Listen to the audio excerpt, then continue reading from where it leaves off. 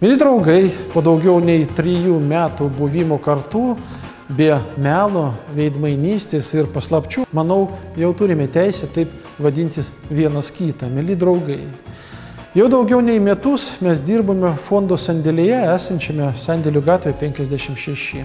Buvome priversti ieškoti patalpų privačiame sektorėje, kai buvusi miesto administracija eilinį kartą atsisakė mums suteikti bet kokias patalpas, remdamisi tuo, kad nerime tokios veiklos.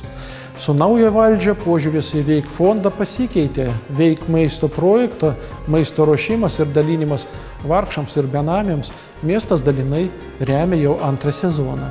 Tačiau su sandėliu ne viskas taip sklandu. Tačiau ir mes dirbame tą linkmę.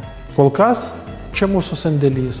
Nors gal jis ir neatrodantis labai tvarkingas, bet tikrai funkcionalus ir tikrai įdarbintas. Per metus čia atkeliavo daugiau kaip 20 tonų humanitarinių krovinių. Čia suformuota 1000 siuntinių Lietuvos šeimoms, o taip pat humanitarinės pagalbos siuntiniai pabėgėliams iš įvairių šalių. Čia tvarkomi daiktai, čia dirbo atiduotuvė, čia bendraujama su žmonėmis, kuriems reikia ne tik humanitarinės, bet ir psichologinės pagalbos.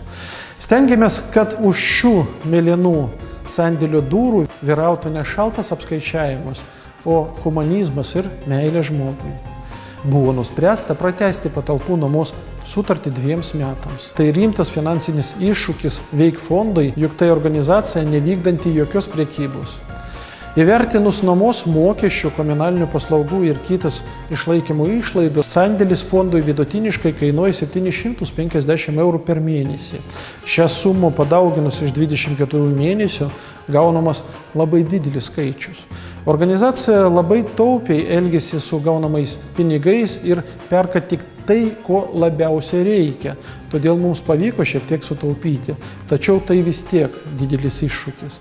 Raginame žmonės, kurie seka organizacijos veiklą ir dalyvauja joje ir šiuo metu nori ir gali be abejo paremti Veik fondo patalpų išlaikymą, pervesti jiems patogią pinigų sumą į organizacijos paramos sąskaitą.